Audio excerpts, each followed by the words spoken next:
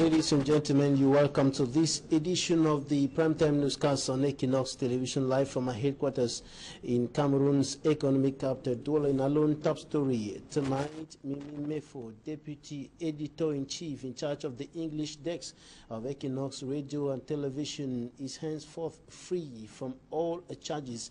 The charges have been dropped by the military court.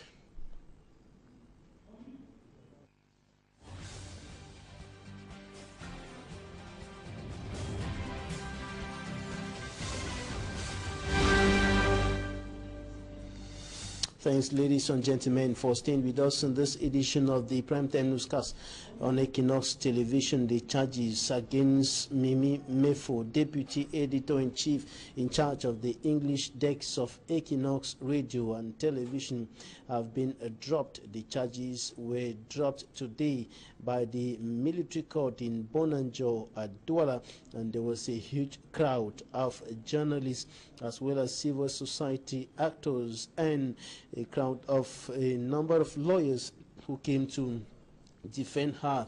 And of course, she was received out of the military court in Bonanjo after the charges were dropped as a heroine. We have details of that case, or the dropping of the charges by the military court in this extract of Barrister Alice Com.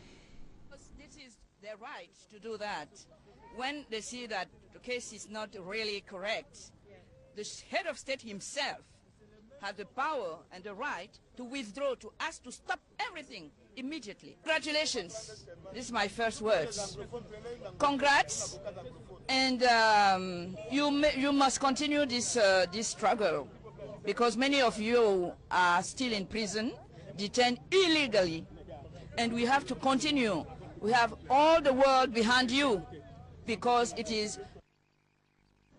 As the crisis continued deepening further in the two Anglophone regions of the Republic of Cameroon, the Northwest and the Southwest regions, aid is coming in from international and non-governmental organizations, notably the United Nations organization through the World Food Program. Today handed over some food aid to displaced persons. There are thousands of them, over 7,000 in the Vuri division, littoral region of the country alone, and close to 80,000 in the littoral and west regions. The two regions are sharing boundaries with the crisis-stricken northwest and southwest regions of the country. The IDPs received food aid today here in the economic capital, Douala. Details in this report.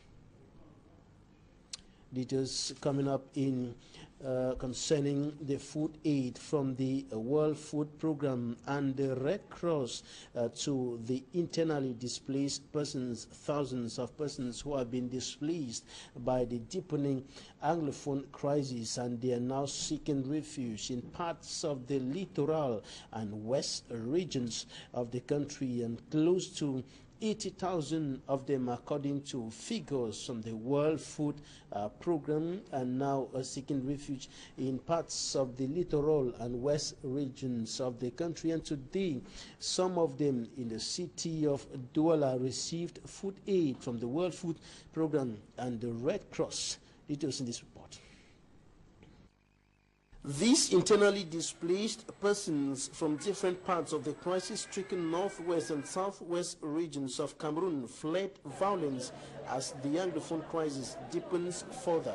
Some of them narrowly escaped death and moved through the bushes for days to get to urban centers, from where they traveled to Douala. I'm from Bafut, precisely in the northwest region of Cameroon. Yeah, I've been here for about 3 months or so, after the disaster that was around our own area. We discovered that it was no longer safe for us, because you could see bullets coming straight to your wall house. If you see the walls around us, the walls are with holes everywhere, meaning that we were no longer secure there.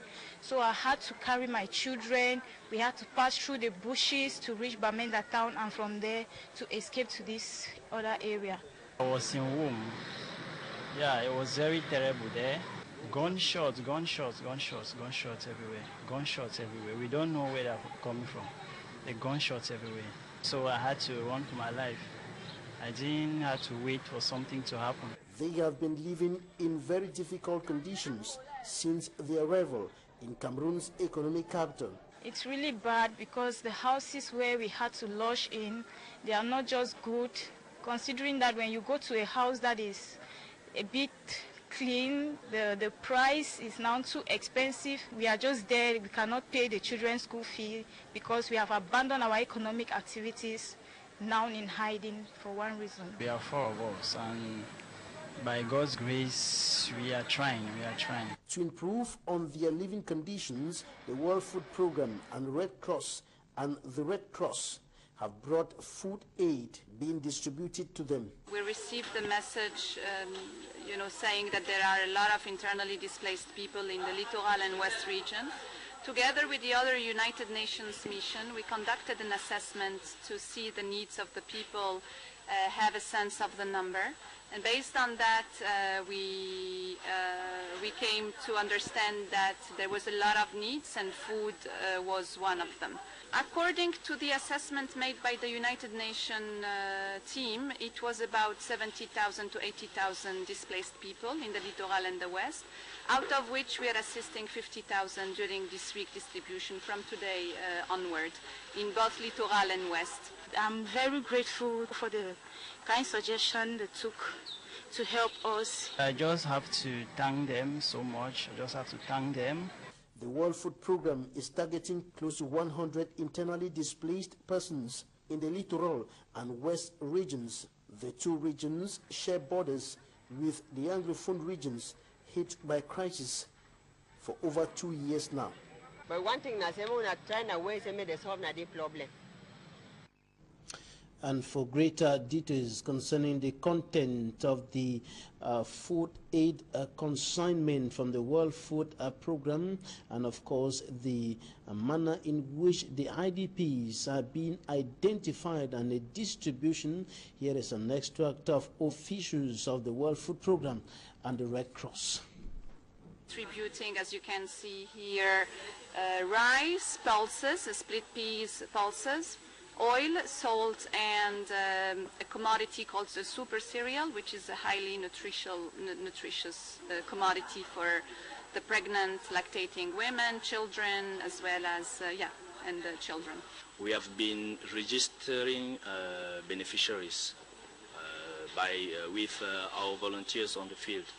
We have been registering beneficiaries, establishing all the lists, and now we are implementing by giving the distribution, the troop distribution on the field. The identification is done door to door in neighborhoods. We also pass through religious leaders. We have also passed through traditional leaders in some neighborhoods, so that they are the one who was able to confirm to us that these people are displaced from the two regions in crisis, and the people themselves had to come and register themselves and declare themselves as IDPs, because the number of people in the family is considered. Experts in the fight against climate change say Cameroon must develop strategies to contain deforestation and preserve its biodiversity, which are key elements in the country's economic growth. They were speaking to Equinox Television today at the end of the opening ceremony of a seminar on fight against climate change in Africa taking place in Cameroon's economic capital, Douala. For me, Armstrong Sander reports. Droughts, inundation, infectious diseases, flash floodings, overwhelming and increased aridity are some of the effects of climate change adversely affecting Cameroon and the rest of sub-Saharan Africa. The preoccupying situation is what has brought together experts from the Worldwide Fund for a Living Planet in Douala, Cameroon's economic capital. You know, Cameroon is known as Africa is miniature, where we have a lot of biodiversity in all areas. If we cannot really have biodiversity, we cannot guarantee, of course, of the economy, because there is a linkage between biodiversity and nature. Nature is providing a lot of money to Cameroonians and to the whole world. If you see the last report of Living Planet, the world have a big loss for 60% of biodiversity since 1917. This is very important. So now we see that if we are doing nothing to reduce for 1 degrees for centigrade of increasing of the temperature, we have a lot of bad consequences on biodiversity, on food, on well-being, of course, on water. So the consequences on our biodiversity plan is very important. Cameroon, with its rich biodiversity, cannot afford to play with the threatening and fast-approaching effects of climate change. Hence, the entire population of Cameroon must be fully involved through diverse and strategic methods. And what we are doing in Cameroon is to work on many axes. One is working on outside plan, working on forest. Forest is very important because it contributes, of course, to do the sequestration of carbon. And of course, we are working also on wildlife. Wildlife is very important because it contributes also to conserve our biodiversity. We have also another axis who is water and agriculture. Agriculture is very important because if we are not working to reduce footprint, it has bad consequences on biodiversity. So we have in our SAT plan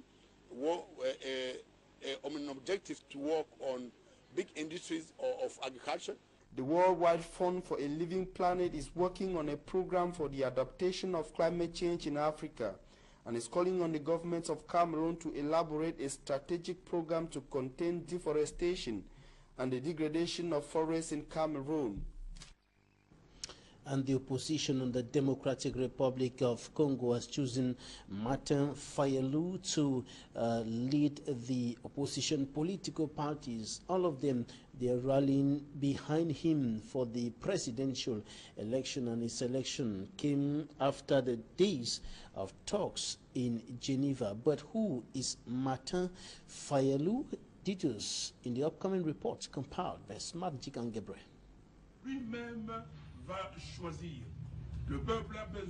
Martin Fayulu is amongst the most vociferous voices against the president's effort to cling to power. A former oil executive educated in the United States and France, though a rank outsider from a minor party, Fayulu was brought into the limelight as the consensus choice of opposition stalwarts, which met in Geneva this weekend.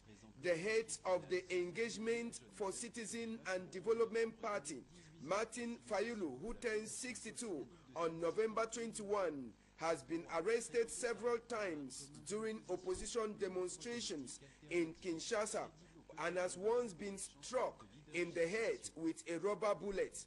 Fayulu, fiery and at times impulsive, was routinely seen at the front of marches against extending Kabila's rule beyond constitutional limits.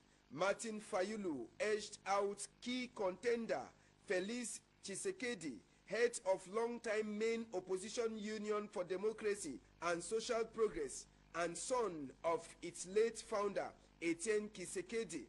Fayulu, who is against the use of voting machine, enjoys support from two heavyweights: former Vice President Jean-Pierre Bemba, banned from standing in the elections, and self-exiled provincial governor Moïse Katumbi, prevented from entering Kinshasa to submit his candidacy as he faces challenge from Kabila's protégé Emmanuel Ramazani Chadri, a former interior minister, in the December 23rd ballots. And we wrap up this newscast with this advertorial from MTN Foundation. The humanitarian arm of the mobile telephone company has equipped Government Technical High School Kumasi here in the economic capital Douala with a multimedia room with the MTN Digital School program. 65 multimedia rooms have been created across the 10 regions of the country. Details with Franklin Mwabi. We see in this presence government's acknowledgement of MTN Foundation's contribution towards access to quality education by all in Cameroon. Government Technical High School Kumasi Douala has been equipped by MTN Foundation with a multimedia room comprised of 30 new computers. Each computer is built with 500 gigabyte capacity, free internet connection, projection screens and shelves. It is against this backdrop that the Minister of Secondary Education, Madame Nalove Lyonga, went to Government Technical High School Kumasi Douala to inaugurate the multimedia center of the school, which is in line with an MTN program known as Digital School. The MTN Foundation, through its program Digital School, has equipped 65 multimedia rooms across the 10 regions of Cameroon with more than 100,000 students and about 10,000 teachers now having access to information communication technologies. The program, according to the Minister of Secondary Education, will ensure that students use computers for development. The President of the Republic wants his students to be all familiar with computers, to use computers for development, and this is what we have done. The country cannot do it alone, and so we have partners such as MTN Foundation that is actually helping to do this. With such partners, we are very sure by 2 years we guarantee that there will be good students in the good schools who can use computers for development. Madame Nalova Lyonga lauded the Digital School program of MTN Foundation as it helps to uplift the standard of education in Cameroon like in Europe. It is absolutely, absolutely necessary that all of us, Cameroonians, the children are so clever that they all must be able to use computers. Leave drugs aside, no drugs, just go to school. And that is why I thank the parents who are sending their children to school.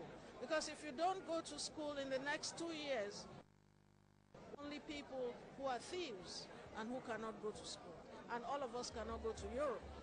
So we must give the standards here in Cameroon with the help of our partners. Apart from the inauguration of the multimedia room of Government Technical High School Kumasi Douala, the MTN Foundation consolidated its partnership with the Ministry of Secondary Education through the signing of a new agreement which will enable the MTN Foundation to install more multimedia centers and equip more scientific laboratories in secondary schools chosen by the ministry for the next 2 academic years. I hope that you'll be able to form the biggest knowledge. As you know, knowledge is the strongest tool to change the world, to change your environment. So I urge you to use the most of this fantastic multimedia room. Foundation to create the multimedia center of the school. Calls were made by the Association of Ex-Students of Government Technical High School Kumasi Douala 1987 to 1992 batch, who also donated some 100 benches to the school as a sign of appreciation for what the school has made them become today. En fait, nous sommes une association d'anciens élèves des promotions 87 à 92. Et notre objectif principal, c'est de rendre au lycée ce que le lycée a fait pour nous, le lycée qui nous a rendu des hommes et des femmes que nous sommes aujourd'hui. Et dans cette optique, nous avons choisi des actions à mener tout au long de la vie de notre association. Nous avons commencé par les tables bancs. Ensuite, on a pensé à une salle multimédia. C'est dans cet ordre que nous sommes allés voir MTN, qui a bien voulu nous soutenir dans cette action afin d'offrir, comme vous voyez, une salle de plus de 30 machines au lycée technique de Douala. As an old African adage goes, a village is needed to educate a child. So does MTN Foundation devote 60% of its budget to educating children, as it is a means of investing in a brighter tomorrow. That's it for this edition of the news. Thanks, ladies and gentlemen, for staying with us. Goodbye.